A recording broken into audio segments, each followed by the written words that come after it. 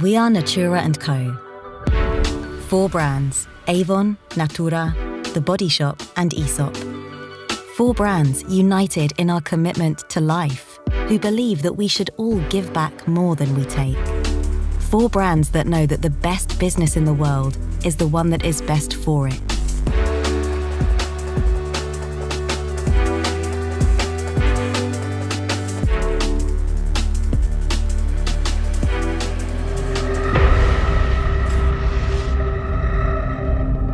Because this planet and its people are suffering. Disease and drought, pollution and poverty. Humanity has stretched nature too far and demanded too much.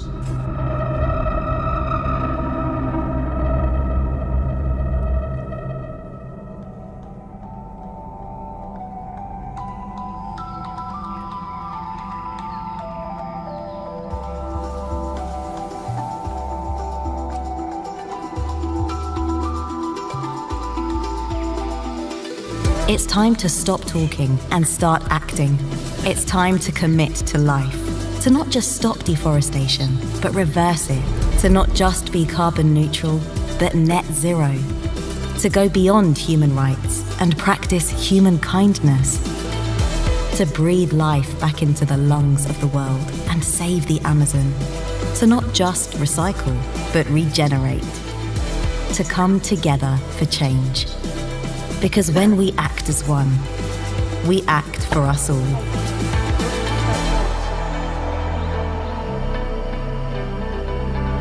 This is our commitment to life.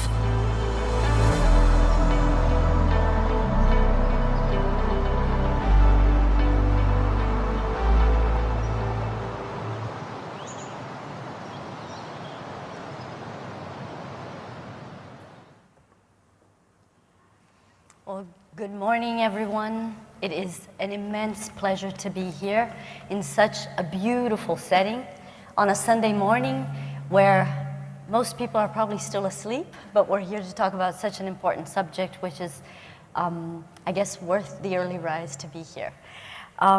Thank you, everyone. Thank you also, Global Landscapes Forum, who has been our partner, an amazing partner in this process, for everything that you've helped us put together. I'm Andrea Alvarez. I'm the Chief Brand Innovation International and Sustainability Officer at Natura, and also part of its executive committee. Today we have a very distinguished group of panelists here to help us to look at the challenges and opportunities of the Amazon region and see how a responsible business perspective as well as societal engagement can help change the course of the deforestation we've seen there, and the importance of creating a global biodiversity framework that can actually work hand in hand with the Paris Agreement so that we can have not only naturally determined contributions for carbon, but also for nature, so that science-based targets for nature can help guide the way into conservation and regeneration, creating the stimulus for change to happen. So, in order to do this, we also at Natura, who have been engaged with the Amazon region for over 20 years, working with communities hand in hand. Today, that mount up to 34 communities, almost 7,300 families in different parts of the Amazon region. We have learned so much from our journey in the region.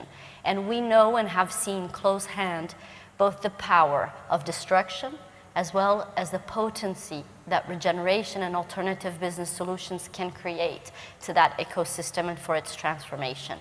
So, we're here today to look at not what one company can do, because no one can do this alone. We know that this will take a concerted effort for actually to come with the solutions in large and scaled format for change to happen.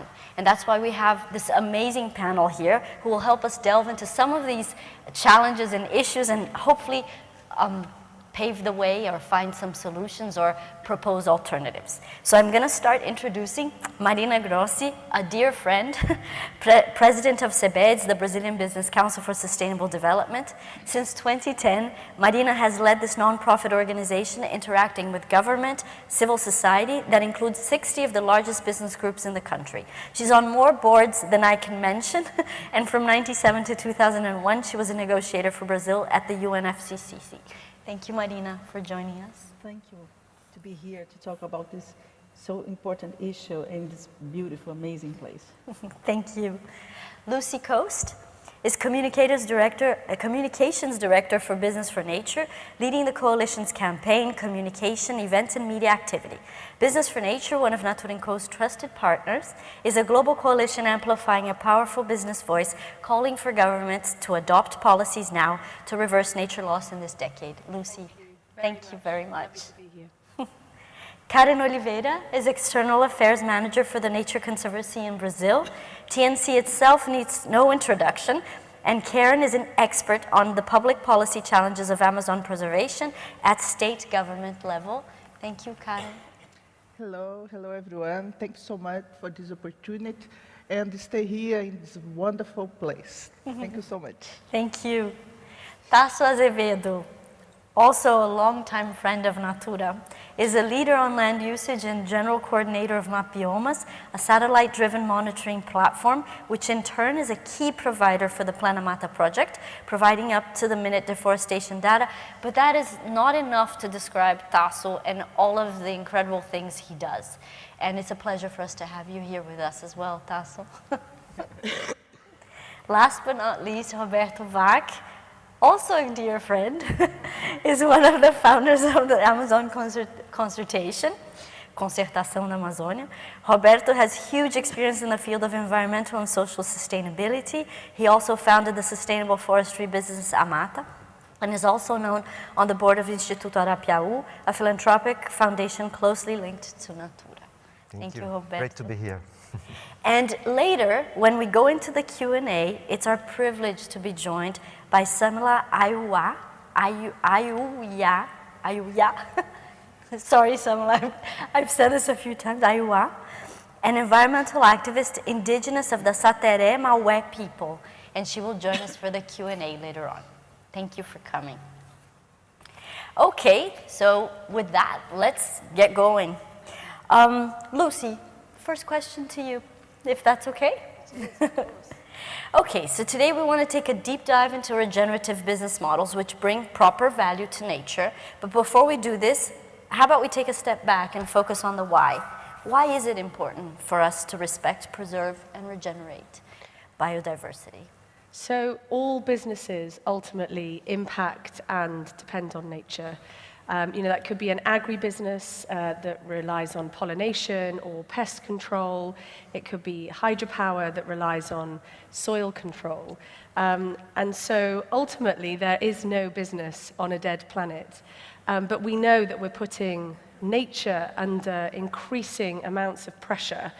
Arguably, we're approaching those sorts of tipping points where more than 1 million species are threatened with extinction. And we know that at least 44 trillion, half of the world's GDP or economic value, is at risk due to nature loss. So that's the sort of business context, really, of the risks. But the flip side of that is that there are also opportunities. And we know that nature can provide up to 30% of the solution to climate change, and that actually we could potentially unlock around 10 trillion in business opportunities by transforming some key systems. And those 3 key systems are food, infrastructure, and energy. So we're really sort of seeing in the business community, and for those of you that have been here for the whole of the first week of COP, or if you've read the news, you're sort of really hearing those signals loud and clear coming out of COP about how important nature is as a crisis in its own right, but also as a solution to helping to tackle climate change. So this week we've heard from lots of companies sort of making commitments and taking action on nature. Just yesterday, we shared a number of case studies at an event really demonstrating how companies are starting to integrate climate and nature within their business strategies. But I think the sort of important message here is, while there's all this fantastic momentum, we know that voluntary action on its own is not going to be enough. And this is a really important message because we also need governments to set that direction, provide really clear signals to businesses so that they can invest in changing and transforming their business models. And what actually that sort of ambition from governments does is drive even more business action on the ground, which is really what sort of business for nature is all about. So the COP15, the UN Biodiversity COP opening was just a couple of weeks ago. We're sort of seeing that momentum grow. You know, a number of CEOs from leading companies, including Natura, signed a letter making commitments on how they're going to contribute towards a nature-positive future, but also urging governments to do more. And in fact, more than 1,000 companies have also signed a call to action, urging governments to adopt policies now to reverse nature loss in this decade. So really, both COP26 and COP15 are our, I don't want to say last chance, because that feels a bit doomsday, but they really are our sort of best chance to try and reverse the planetary crisis. And you know, there really is no time to waste. Absolutely agree. And with that, I jump over to Roberto. After what we've just heard and the urgency of taking action and the importance of governments in setting the ambition, but also businesses engaging, Roberto, how do you think businesses should engage to help preserve and regenerate? Yeah. Well, first of all, I don't see any possibility to deal with this huge challenge without the business community. When we see what happens in, for instance, the Amazon, on the business side, we're talking about tens of billions of dollars of investments and, you know, the economy of, let's say, the business economy in the Amazon, mining, the agribusiness sector. Here we are talking about tens of billions. So engagement of private sector is absolutely crucial. That's why 18 months ago, this group of entrepreneurs and business leaders decided to create this one consultation for the Amazon. And the idea is to dive into the complexity of the region. So without embracing complexity, it will be absolutely impossible to deal with the challenge we have. And embracing complexity, we came up with a frame with at least 4 different situations in the Amazon that must be addressed. So one situation is the conserved area. The other one is what we call transition, and we don't like this name because we don't want to have this transition happening, but this is somehow what's happening in the region.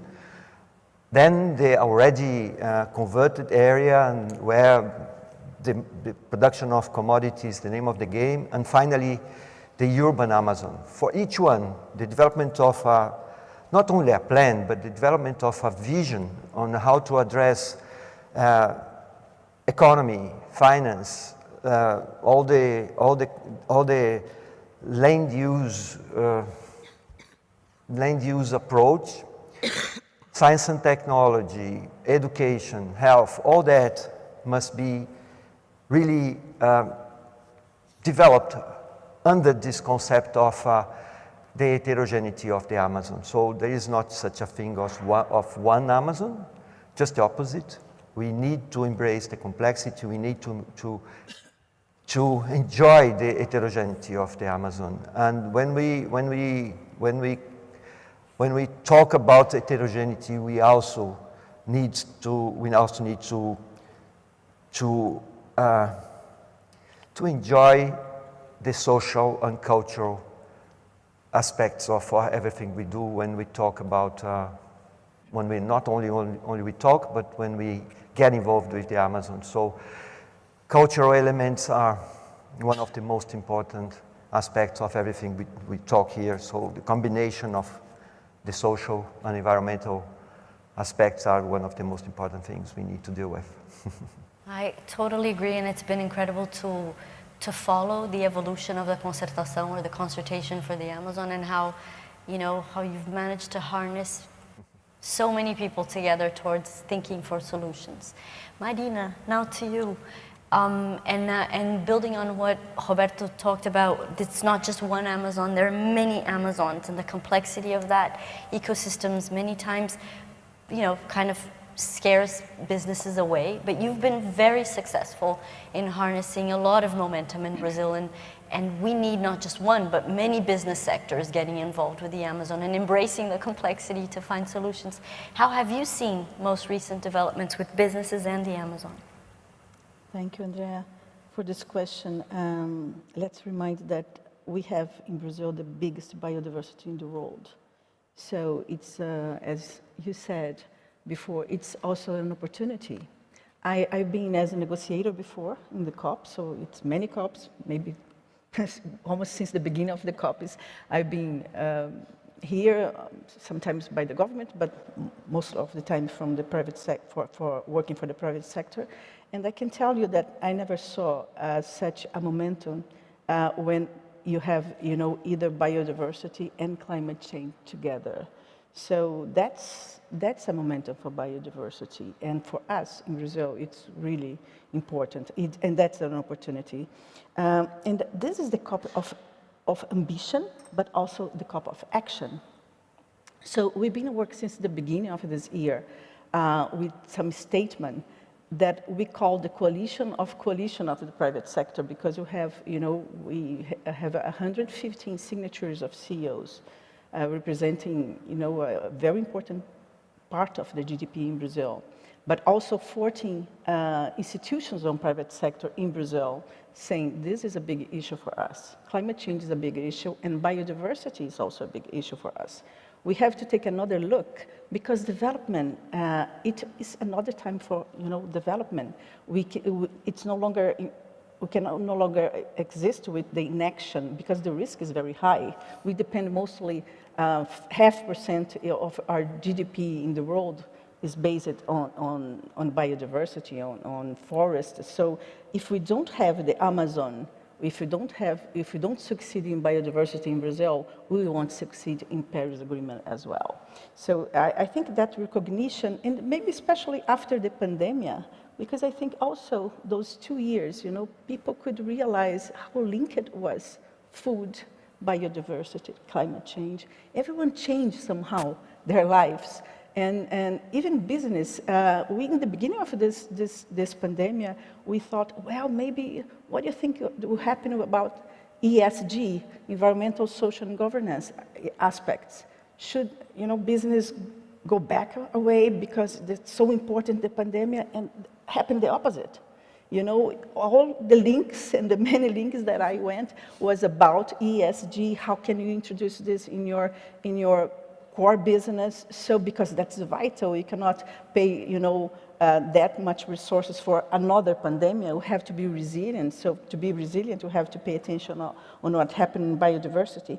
So I think this recognition that we have, we rely on nature to reach our goals on Paris Agreement, on biodiversity, on the COP15. I think that creates a new momentum for us. And for the first time I saw in the COP, and I agree with you, that's in a voluntary basis, what's not the best thing, but it's something. But it happens, you know, the forest deal. Because it tried to happen before, I think in 2019, or if I'm not sure about the date, but it tried to happen before, it didn't succeed. But now it succeeds. And you have 50% of the global forest, all the countries that has that, sign up for stop deforestation. So the forest became for the front of the negotiation for the first time.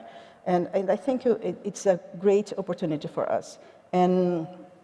But as I said before, it's also the COP of action.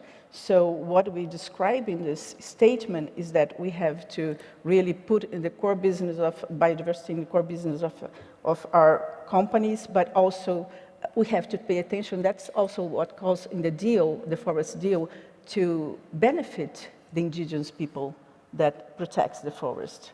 So the social aspect, and for Brazil, it's so important to link social and biodiversity, social and environmental. You cannot talk about one and not talk about the other one. So I think that's a great opportunity, and I'm glad that we could, work on this with concrete actions since the beginning of this year.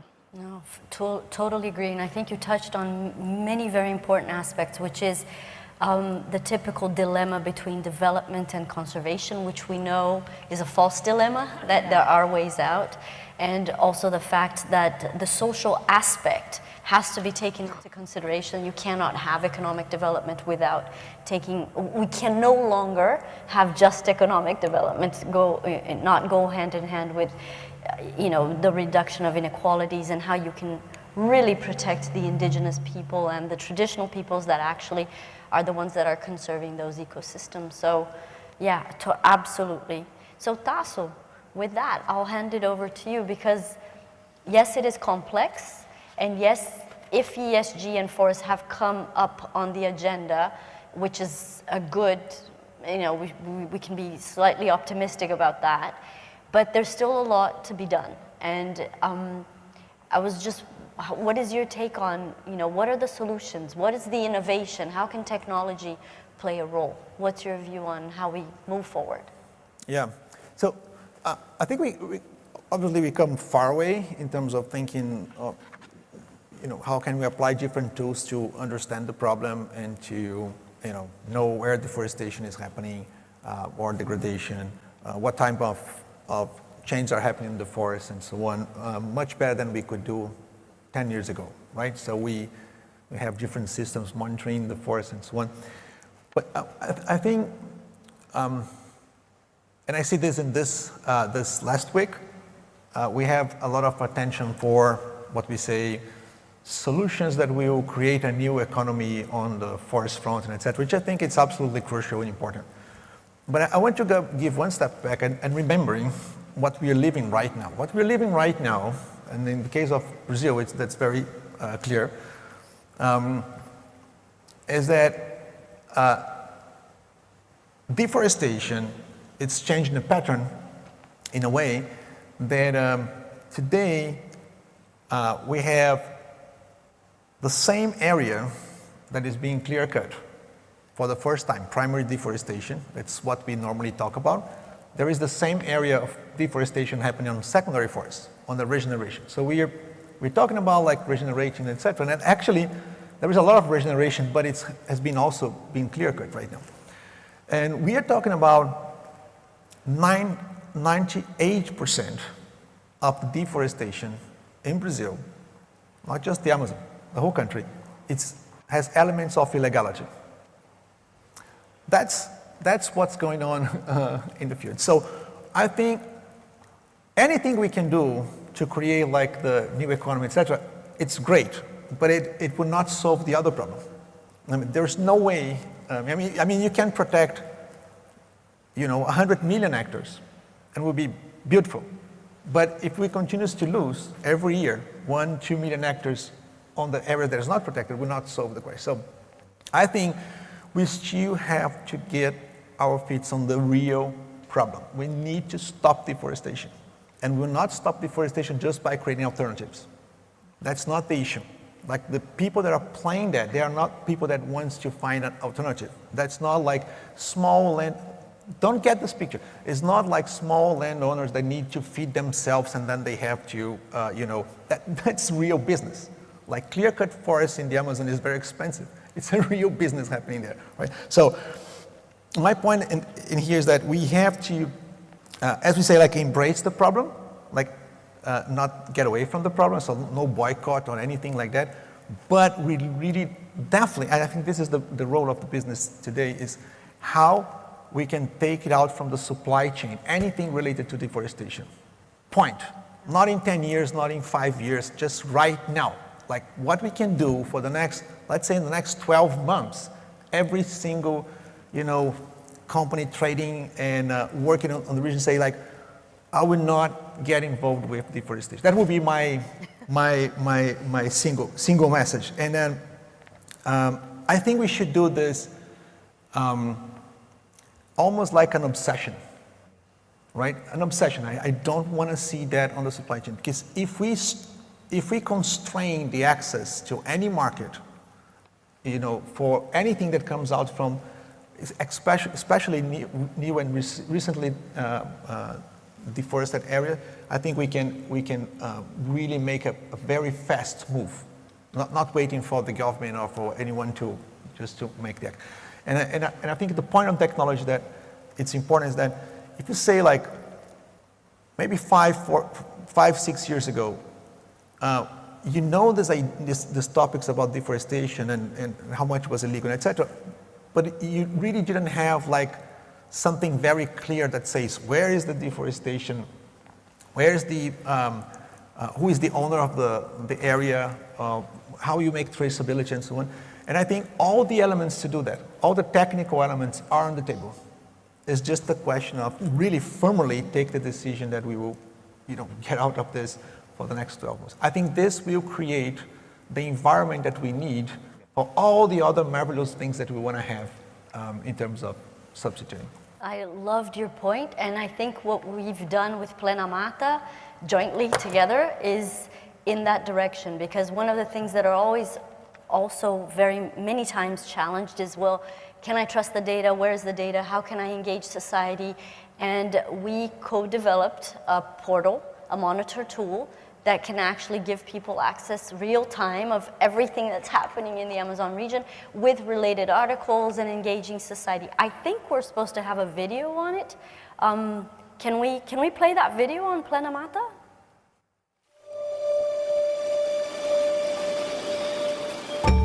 The world's largest source of biodiversity, the Amazon forest, is home to 1 in 10 of all known species on the planet and a myriad of traditional communities. Its capacity to absorb greenhouse gas emissions makes it a fundamental tool in mitigating climate change.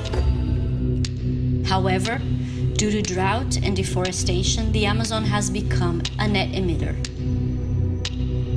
If tropical forests continue to be cut down at the present rate, the world will not fulfill the ambitions of the Paris Agreement to limit the global temperature rise to 1.5 degrees. But, if preserved, they will be equally important as other CO2 mitigation solutions. Natura Co is headquartered in Brazil and shares its home with the Amazon. For the past 20 years, its Natura business has worked to protect the Amazon. Since 2010, we've invested $400 million in the region and established relationships with 34 communities and more than 7,300 families. We believe the future of the Amazon lies in the development of an economic model based on a forest bioeconomy and strong relationships with communities. But, in order to get there, we must address a major obstacle: deforestation. That's why Natura has teamed up with Map Biomas, Info Amazonia, and Hack Lab to launch the Plena Mata portal.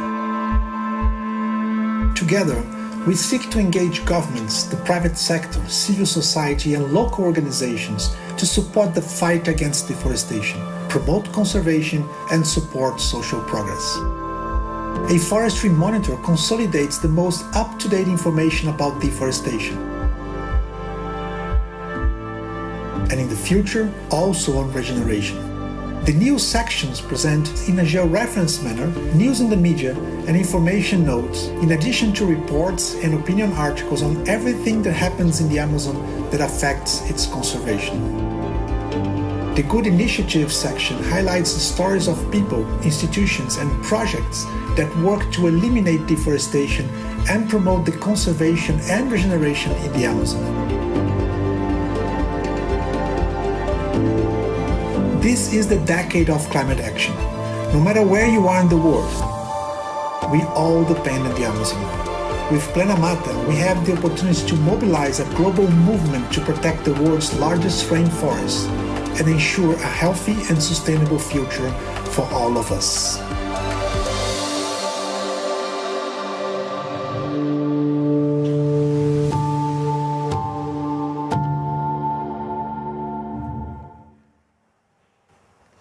Okay, let's hope that helps. Karen, now to you. We know that we owe a lot of the conservation efforts to the traditional peoples that live in different forests and in the Amazon regions. It's estimated they've been there for over 20,000 years. So much wisdom, so much knowledge that has not been heard, has not been respected. How can we secure not only protection, but that we give these people a voice in the solutions for the Amazon? This is a very important issue, and well, you know, the indigenous lands play a very important role in avoid climate change, and indigenous people and local communities are essential partner in our work to maintain the forest and improve the conservation. I would like to highlight 4 pillars in this process. First, the guarantee of indigenous and local communities' rights. At the moment, we know that not just in Brazil, but globally, the rights of indigenous people are not respected. And the rights to the lands and to maintain the autodetermination of indigenous people in general are not respected. So we must need change the scenario and not accept this in a sustainable development scenario. The second pillar is very important too, is related to improve and support the strong leadership in this process, because when we support indigenous people and local communities to maintain their all voice, they made the difference. The third pillar that is very important is promote the sustainable economic activities with the indigenous people and local communities.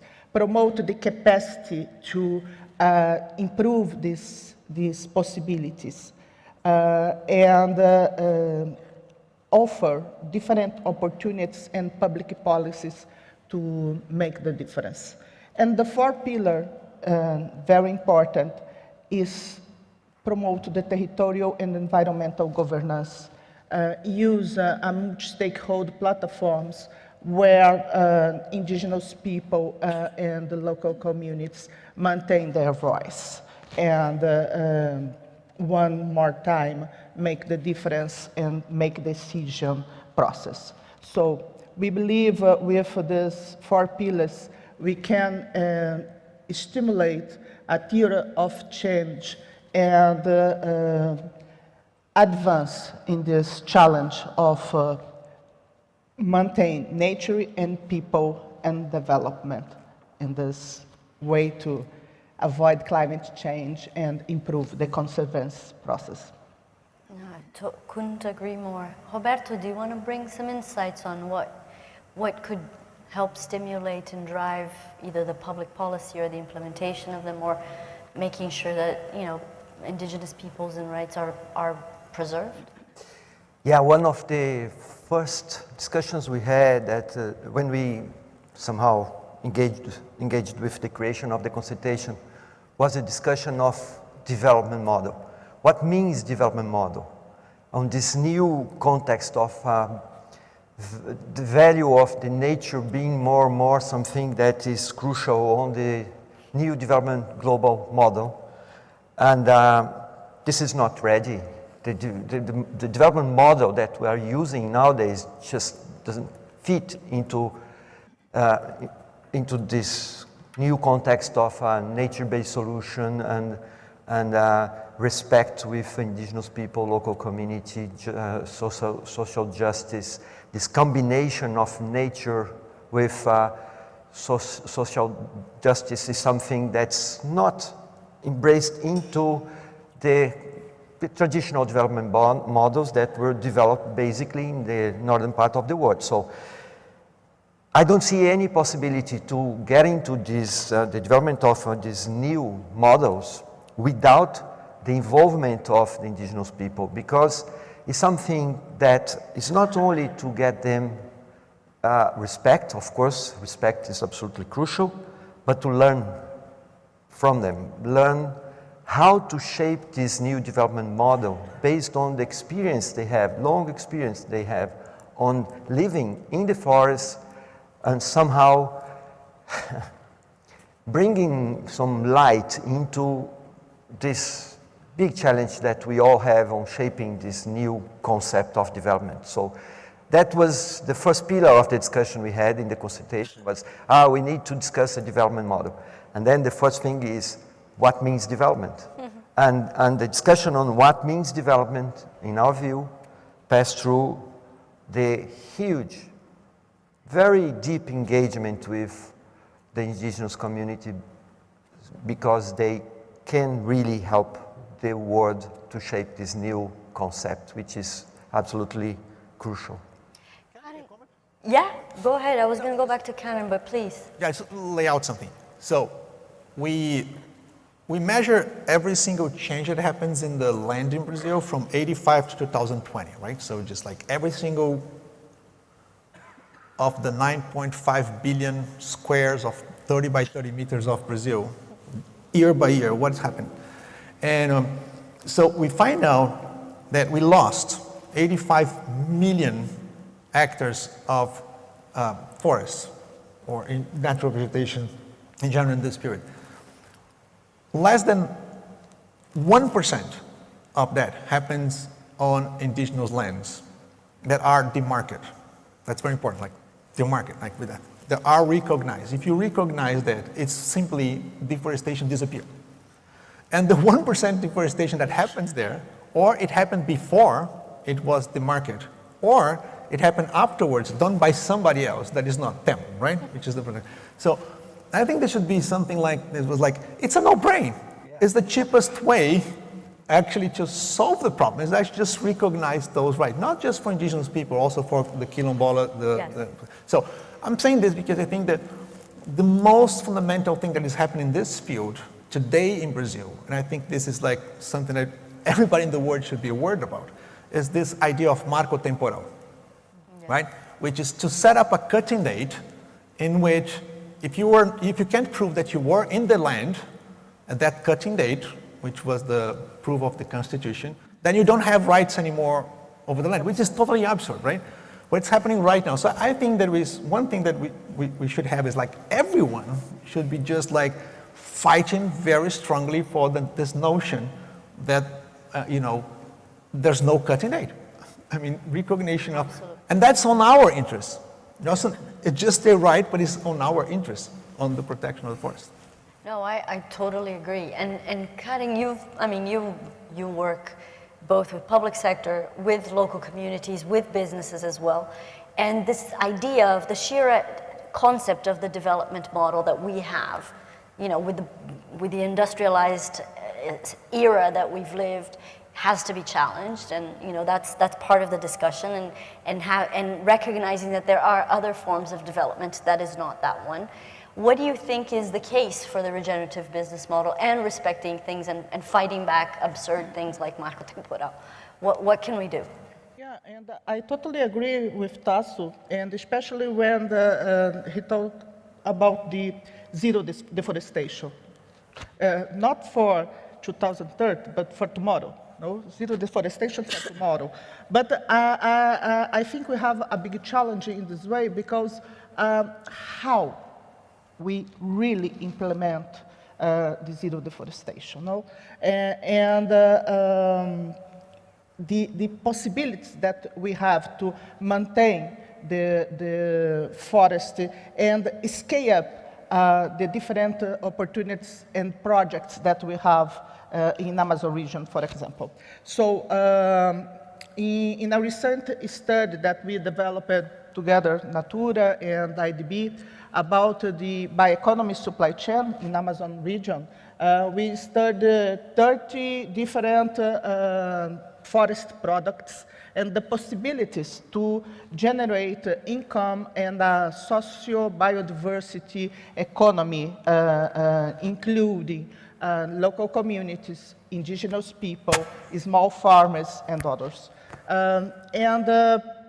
it's very interesting because if we redirect our efforts to improve this supply chain, the bioeconomy supply chain, we can generate around $35 billion until 2040. This is a very different situation and possibility to improve local development in Amazon region, because we have good projects and good examples in Amazon region, but the challenge of this, how we can give scale for this process, it's the most important challenge when we have so much different possibilities. But of course, we have a big number of gaps. We need to improve our innovation and science, transfer technology for accelerate this process. We need different credit lines for these groups, for these specific groups, small farmers, indigenous people, local communities, because the necessities is different. And we need the necessities are different, and we need to respect these necessities. Of course, we have a big problem when Tasso talk about the deforestation. We have a big problem with land tenure in Brazil, environmental regulation in Brazil, and this is a challenge too in our public policies. So if we can concentrate our efforts to change this channel, I believe we can make the difference and achieve this New Deal in this process. Perfect. Lucy, can I go back to you and ask you about what role could COP15 have in helping us create some of these mechanisms and enforce them? Yeah, so for those of you maybe sort of less familiar, the UN Biodiversity Conference is due to happen in April and May next year, hosted in Kunming in China.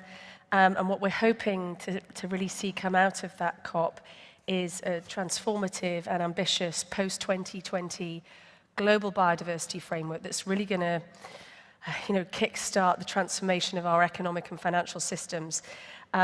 And it was the opening ceremony just before COP26 started, which was quite honestly fantastic to see some progress after what has been many delays as a result of the pandemic, and fully agree with you that in a way what the pandemic has done has really brought these issues very much to the fore for a lot of people, a lot of audiences that it might not have done otherwise. But before we'd even got to that opening ceremony, there's been just a huge amount of political momentum leading up to that. We had the Dasgupta review that was launched in January that really set out the economic case for why we need to protect and restore nature. We saw the G7 Nature Communique talk about the need to halt and reverse nature and biodiversity loss. We'd never seen language like that before. We had the Leaders' Pledge for Nature signed by 90 leaders. Sadly, not the Brazilian leader, but 90 leaders, which, all of these are political signals, though. We've seen the European Union commit to doubling its funding on biodiversity, and just recently, a bunch of, philanthropists committed to $5 billion to fund the restoration and protection of nature, sort of the largest conservation financing announcement that we've sort of ever seen. So there's been a huge amount of political momentum leading up to that, and of course all the announcements that we've seen this week as well. And so COP15 is in April. Before we even get to that sort of point, there's an interim negotiation moment which happens in January, which is going to happen in Geneva. Business for Nature's role in all of this is we have developed a position on the latest draft of the Global Biodiversity Framework. Our sort of thinking on this is that we welcome some of the improvements that we've seen compared to the earlier draft, in particular recognition of the role of business in helping to co-lead this transformation, which was absent, but there are still many improvements that we think need to be made. So one of those is we want to really see the GBF, the Global Biodiversity Framework, adopt a mission to halt and reverse biodiversity loss by 2030. We need to sort of have this rallying mission, this rallying cry in the way that we have got the 1.5 degrees for climate. So that's the first thing. The second thing is we want to make sure that we're really seeing how we value and embed nature in decision making. And I think some of the panelists have already touched on this, but when it comes to the goals and targets, it's really where the rubber hits the road on tracking, monitoring, and ultimately implementation. And then the final thing, and the elephant in the room, quite honestly, is subsidies, because we know that we're spending 4 to 6 times more on harmful subsidies. So there's money in the system. There is money in the system, but it's being spent on the wrong things. So we need to be redirecting that money towards the protection and restoration of nature. So ahead of sort of COP15, we're trying to work with leading businesses and businesses who are really sort of taking a position on this to support that message publicly, encourage their CEOs to support that message publicly, and who are willing to sort of participate in the negotiations. And we're hearing, and I can see Marcelo's in the room over there, who's sort of joined some of our sessions and really speaking up on these issues. But we know negotiators really value hearing directly from businesses about how some of these ambitious policies are going to help enable them to do more. Because it is becoming restrictive, because because of all these subsidies, we're not creating this level playing field for business. And I think, sort of my final point, I suppose, is that we really do want to have engagement from businesses on helping shape and develop the Global Biodiversity Framework, because I think that's how it's going to end up sticking and being successful. No, fantastic. And Tasso has some ideas on simple mechanisms, but before I get to Tasso, on how you can actually, shift fossil fuel subsidies to create the funds for a new world and protection. But before I go there, Marina, you're a brilliant negotiator, and you know that negotiation many times takes time, but we don't have time. So how can we reconcile the urgency, as Karen said, it's not 2030, it's tomorrow, or Tasso said, we need to stop tomorrow connecting to anything that promotes deforestation. But you've been in the system and you know how it takes some time to get people on board. How do you think we can reconcile the urgency and the need for speed with some of the necessary negotiations that need to take place for things to actually happen? Well, let me talk first about the momentum in the world. And I think, if you think about COP of biodiversity, what we are building is the Paris Agreement for biodiversity. That's the point. What we're building for this is the Paris Agreement. Now we are talking about how Paris Agreement works. And we need action, we need ambitions, but what we do in biodiversity is the framework of the Paris Agreement that we have at the COP of climate change. So it's really important. So the momentum in the world, I think, exists, for this. We are a step ahead because always, and I think the link of biodiversity and climate change really helps to scale up the solutions for that. But in Brazil, I think, one of the initiatives you just show, I think it's so important because you have to rely on data that we can really trust that, okay, that works. And by doing that, we can create consensus and build, and everyone has the same data, everyone are talking about the same thing, so business and civil society and everywhere. And so if we agree on that, if you create consensus, I think a negotiation is all about consensus, build consensus, but we have to rely on proper data, on something that has credibility. And of course, I think that's another momentum to give the tribute for the indigenous people, because they are making the conservation in those areas, and the elephant in the room in Brazil, it's illegal deforestation. That's the elephant in the room for us. I mean, we are up the 10th most emitters, but if you stop illegal deforestation, we're going to go way down. So that's a problem. But I think also in Brazil, we are trying to build a consensus in some initiatives. I already talked about some of that we had. But we we started the movement of statement because of illegal deforestation in Brazil, because business was saying, well, that was like inflation long time ago in Brazil, that, you know, it's a damage for society, for everyone, not only for business, so let's do something about it. So we made a statement to talk with the government, you know, the executive, legislative, judiciary, saying, okay, that's a state question, it's not a government question, it's not being right or left-wing, it's about, you know, that's a gift of the society. We cannot take it away. It's not ideological. That's the point. And I think in Brazil, it seems like it's ideological. It is not. I mean, it's something that we have that are in the position to make decisions. We cannot, you know, give to the next generation something worse than we have now. We have to do something about it. And I think business, we start, you know, saying, well, how can we do this? And we had João from the CEO of Natura in Brazil. We have Bracha from in that time, the CEO of the Itaú Bank, and so many different sectors saying to the government and to the vice president in Brazil, that was the president of the Amazon Council, saying, well, we have to stop this because the investments for our companies is getting down because of this. You cannot separate the brand of the companies and the brand of Brazil. So let's do something because it's worse for everyone. And then we start this movement, and not because of this exactly, but because the momentum was in favor of that. We had the three largest banks in Brazil doing something about the Amazon of illegal deforestation for business. So they try to combine their efforts with the three big creators of meat and say, well, what can you do in our business to avoid this, to make, you know, for the business? And we cannot forget that if you have to get to net zero by 2050, we have to work on the scope 3. And scope 3 in the Amazon is small farmers, small producers.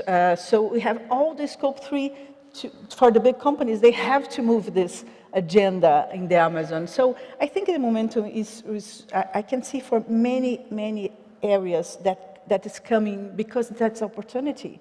I mean, long on the 70s maybe, the development was, and Roberto was saying that, the development was something, well, let's destroy and make a roll of, you know, to reach the proper markets. But if you take a look to the Amazon, you have rivers. You don't have, you know, and we have to use technology with our big asset that is biodiversity. We have to combine both. So I think that's a new momentum, but we have to scale up and we have to speed up. Agree. So I'm going to shift from ideology to cosmology because I want to make sure we talk to Samila. So Samila, if you could please join us, it would be a pleasure to have you so I can ask you some questions.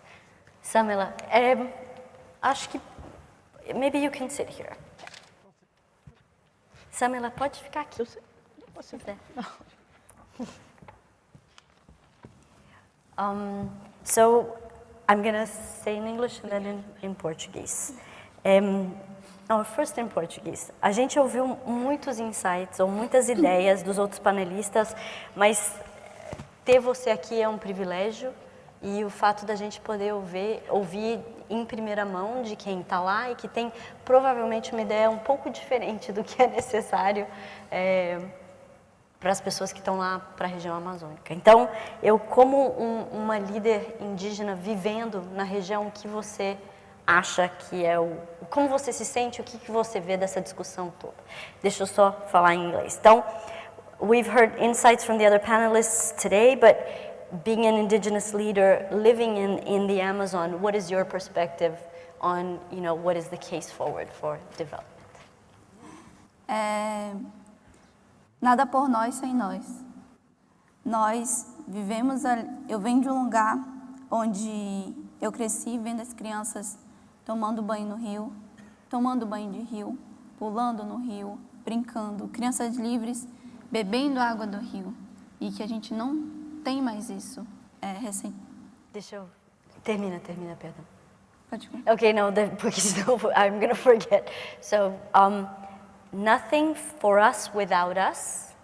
I grew up watching young Indigenous children swimming in the rivers, playing in the landscapes, and I don't see that anymore happening the way I used to. Só que, recentemente, a gente vê isso sendo ameaçado. Recentemente, 2 crianças do povo Yanomami, elas foram mortas por máquinas de garimpo dentro do território Yanomami. Então, a gente não está mais livre, não podemos mais brincar livremente, não podemos mais correr livremente, tomar banho livremente, porque nossos territórios estão sendo ameaçados. But our territories are being threatened continuously. We are no longer free. Recently, 2 Yanomami children were, sadly, they died being dragged by a mechanism of suction in the river.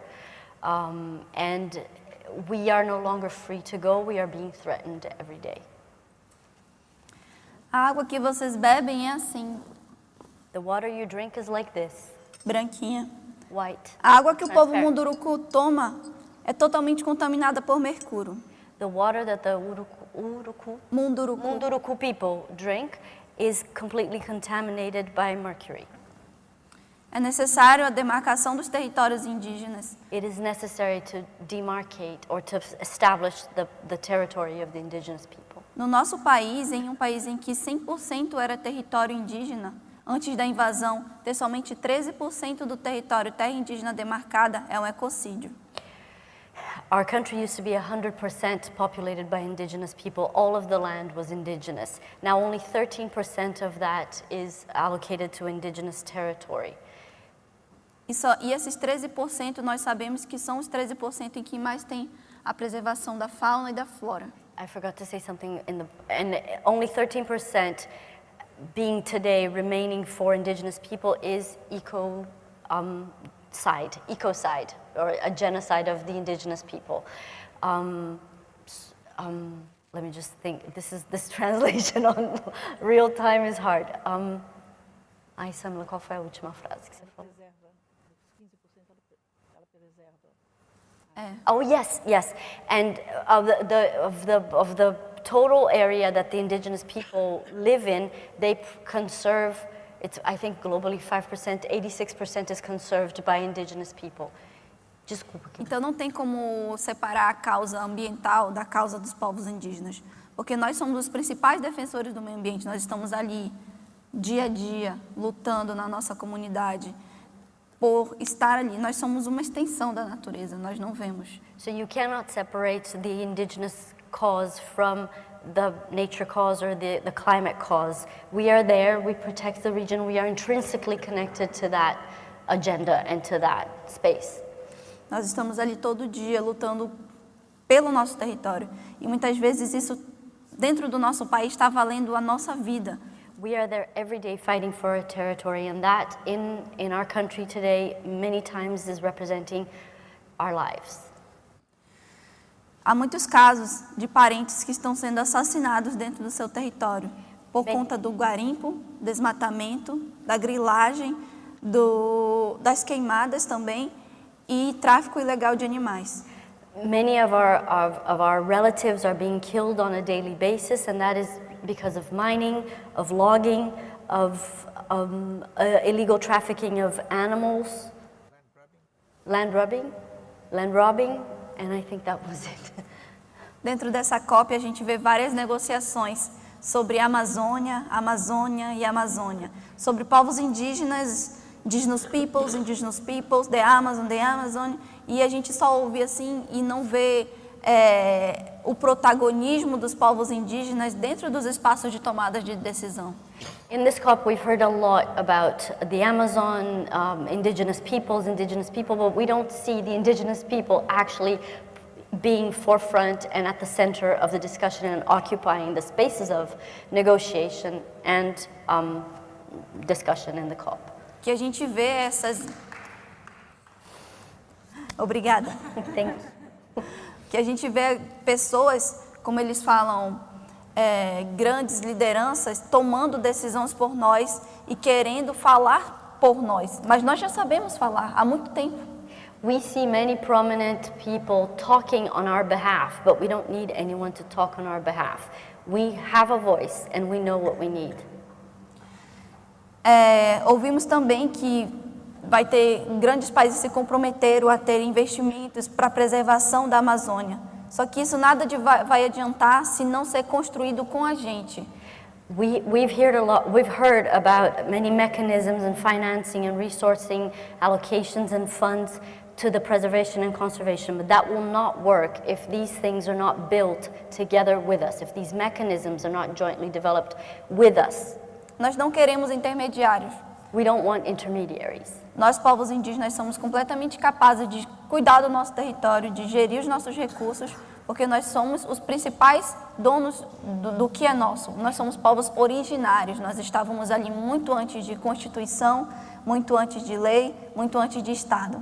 We Indigenous people do not need anyone to tell us how to manage the resources that come to us. We've been there for a very long time and we know what we need and how to do it. E pensando em bioeconomia também, nós somos também os protagonistas do que é nosso, do nosso território. Podemos muito bem gerir o que tem no nosso território, tanto a fauna, a flora e tudo mais. And thinking of bioeconomy, we also know what needs to be done.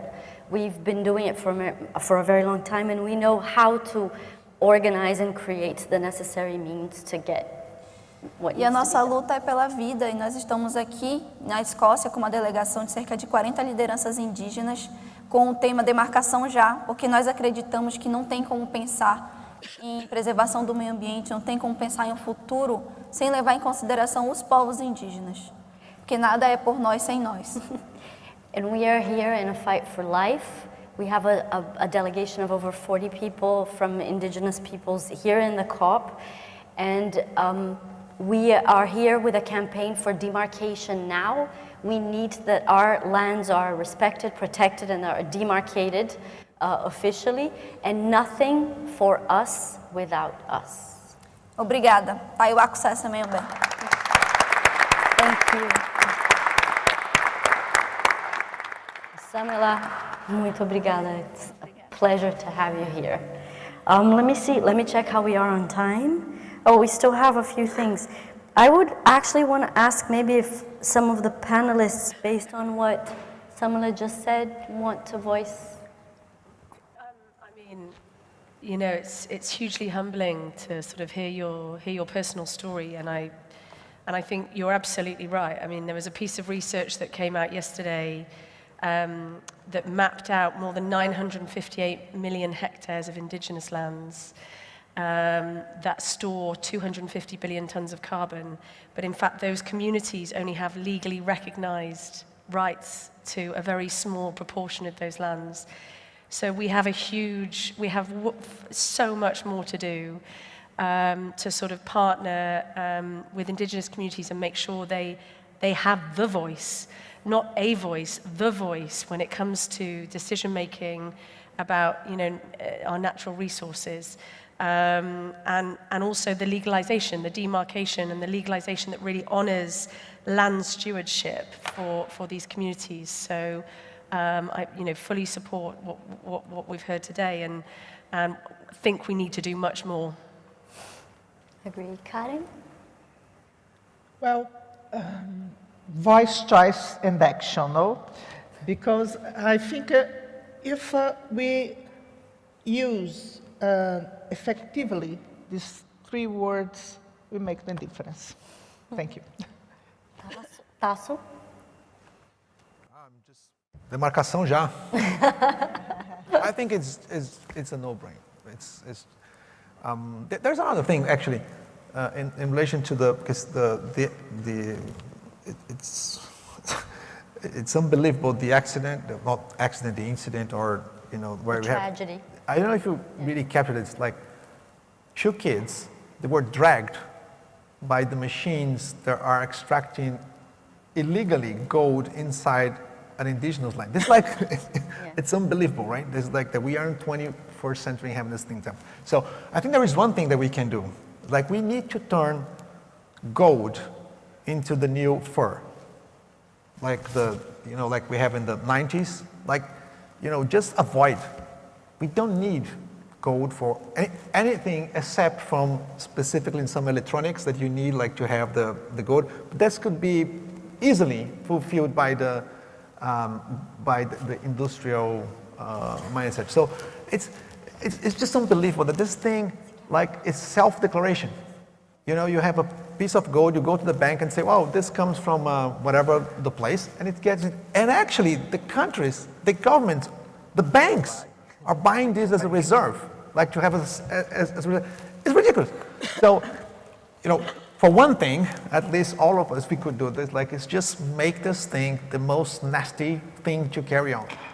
Like, we don't have a reason to carry on this thing. It's a way to directly help what's going on there. Like with the price of gold, it doesn't matter whatever you do in terms of trying to control, this thing will continue to happen. You go there, you apprehend the machines, you burn the machines, the guys take the telephone and ask for a new one, and we'll be in 3 weeks we'll be there. So the second thing I would suggest in relation to that is that the companies that makes the machines,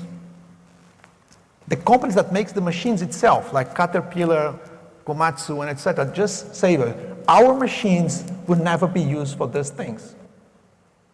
And that there is various ways to do it. One of them is just to track every single machine. The technology is there, it's free operation, you just put a chip on the machine, and the machine stops to work, whatever it gets to a place where it should not be.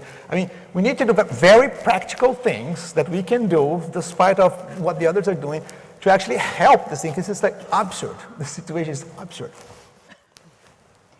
Well, you talked about consumption and our consumption patterns and how we also need as a society to change. So I think that's important for one and many other things that we should reconsider our consumption habits. Marina?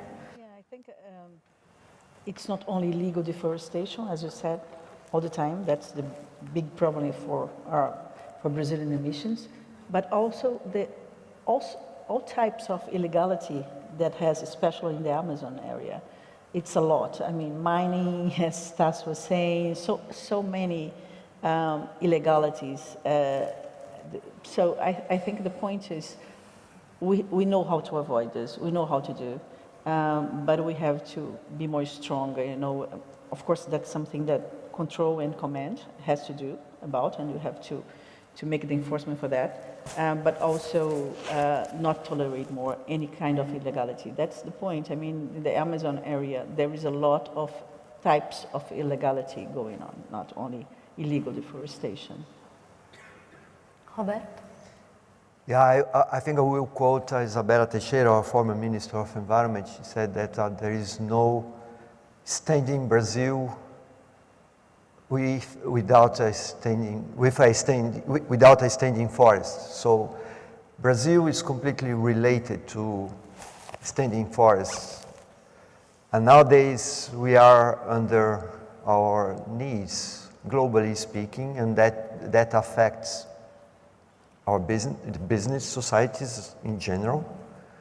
So we need to stand up, we need to change the situation, and the way to do it is to really include not only the voice, but the knowledge from the people that live in the Amazon to build this new development model we were talking about. And of course, for that, the first thing is rule of law. We cannot continue with the situation of all types of illegality. So Amazonia became a kind of a global laboratory of illegalities, all types of illegalities. So land grabbing, illegal mining, illegal timber, animal trafficking, narco traffic, everything happening. So it's a question of really rule of law, and rule of law depends on political will. And political will somehow relates to the engagement of the society as a whole. So it's in our hands as a society, and that's one of the goal of this consultation is really to get the society involved with this process and pressuring the political community to move to, let's say, basic rule of law situation to get our forests somehow protected. And to protect our forest, we need to get this involvement and design the new development model together with the indigenous people and local communities that really know how to deal with such important and rich natural resources combined with cultural resources. So this kind of let's say move that we need to do as a society. Perfect. To stand up. Otherwise, we will remain on our knees globally. No, I just want to emphasize that Brazil, the companies that are doing right, the society, the indigenous people, we are strong. I mean, we are sophisticated in Brazil. We know how to produce and preserve. And I know this voice is very strong. And this voice is pressing to happen the good things. I don't know if it's tomorrow or whatever, but we are strong. I think that's a point that I would like to emphasize. We are very strong. And we are doing the right things. We can be proud of this, but we have to keep action moving and scale up. I have a question for Samila, one more, que é, Samila, você disse que uma das coisas mais importantes que a sociedade brasileira e o governo pode fazer é a demarcação. Como que os negócios podem ajudar a apoiar a causa indígena, além de algumas que foram citadas aqui? So, you mentioned the single most important action government can take is demarcation. What can businesses do to help support the indigenous cause beyond what was said here?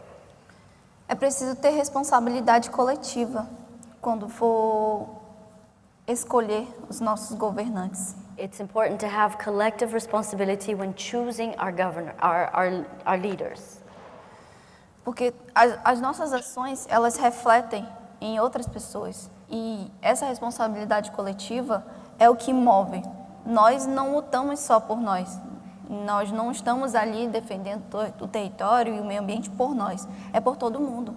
Because the decisions we make individually affect the lives of other people. We are not there just for us. We are there for a collective reason and for a collective cause.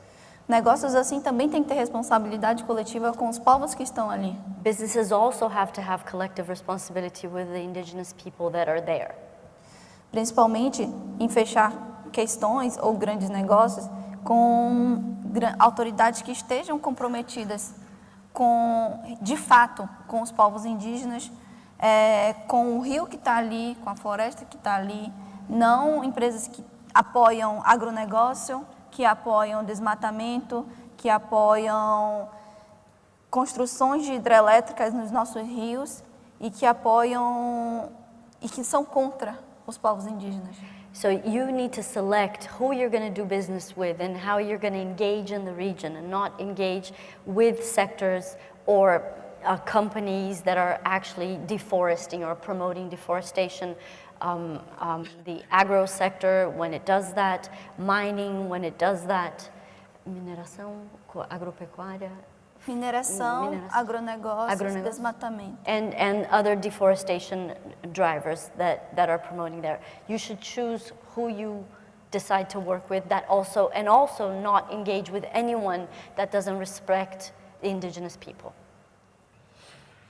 Okay, so I think we are coming to a close. I wanted to ask for the panelists to just make a very quick last closing remark, and then we'll end with Samila to inspire us in the end. Roberto, can you start? Well, again, I think rule of law, we need to get rid of all types of illegality, building these new development models. I believe that Brazil has a unique position to help the world to develop these new models. And of course, stop deforestation now. So there's nothing more important than that, and this, of course, is not something that we can project for years. It's something that we need to do now, and we can do it. Thank you. Marina? Well, I would say that the crisis of biodiversity and climate change, they are connected, and I think we have to recognize this and work together. We have to work together to have a prosperous world, otherwise we won't succeed. But I also reminded that's the COP of action. So I think we have to fight for a proper regulation inside the convention and not only voluntary basis, because business needs a framework to work, a framework to scale up what they are doing.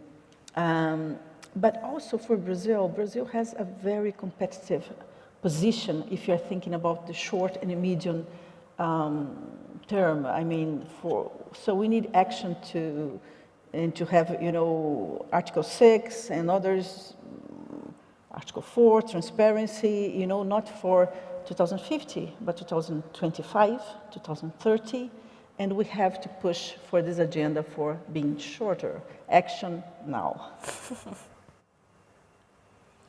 Tasso? Yeah. One thing, I think that the strategy that we kind of describe do not represent who we are in Brazil.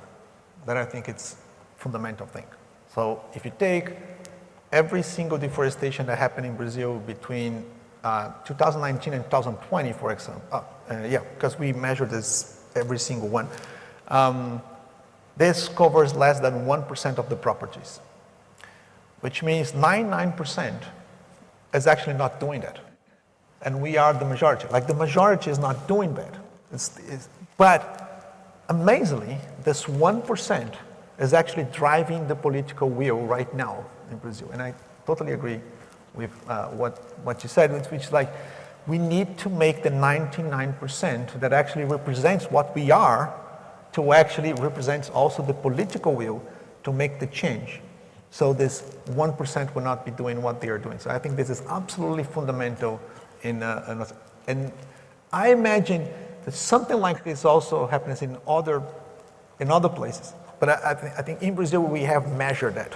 So we are the 99% that wants to do it right, and we have to be very vocal on that, to be sure that this will be like what represents Brazil. I totally agree. Karen?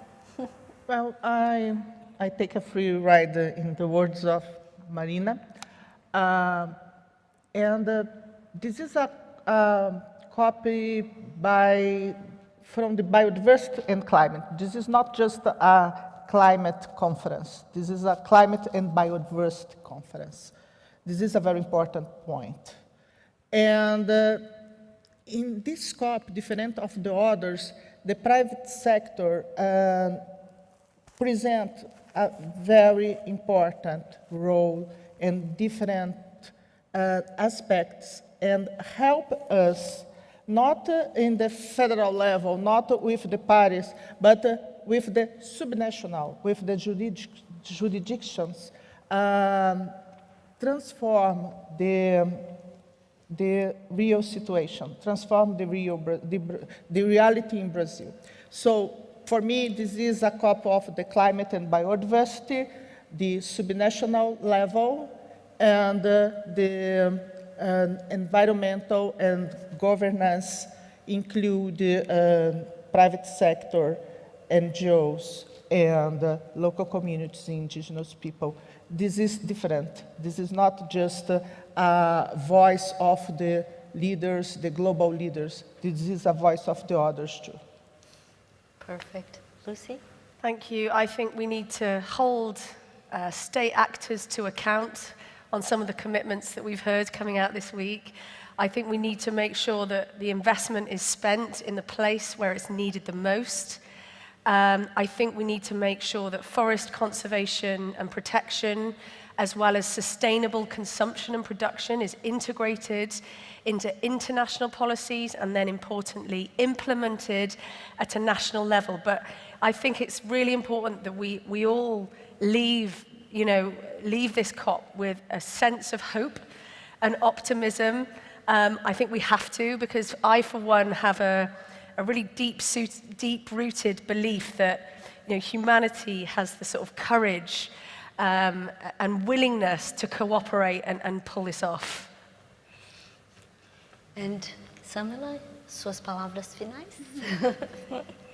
Nós somos a delegação oficial do Brasil. Fomos nós que estávamos na Marcha da Juventude, fomos nós que estávamos na Marcha Geral do Clima, somos nós que estamos realmente preocupados com o que convém. We are the official Brazilian delegation present at COP here today. We were the ones that were in the Youth March and the Climate March, and we are the ones who want to propose the agenda for Brazil. Não os nossos governamentantes. Não os nossos governantes. Not our leaders or government leaders. Não nossos governantes que estão ali só para lucrar e para tentar negociar o que é nosso. Eles estão aqui porque eles estão aqui por conta dos nossos territórios. É por isso que eles não estão querendo demarcar nossas terras indígenas, para manter elas disponíveis para negociação.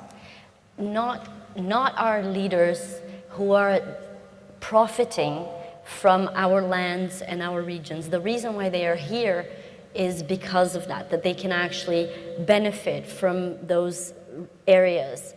And that is why they don't want to demarcate, because they know the value of what is there. Aqui eles falam que estão comprometidos, que estão preocupados e que os índices de desmatamento são poucos, mas não são. They say that they are worried, that they are concerned, that the deforestation indices are low, but it is not true. Por isso nós viemos para cá. That is why we are here. Obrigada. Thank you.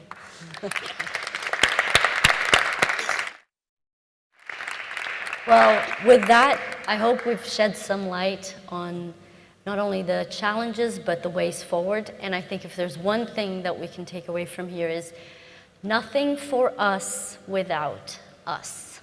Thank you, Samila.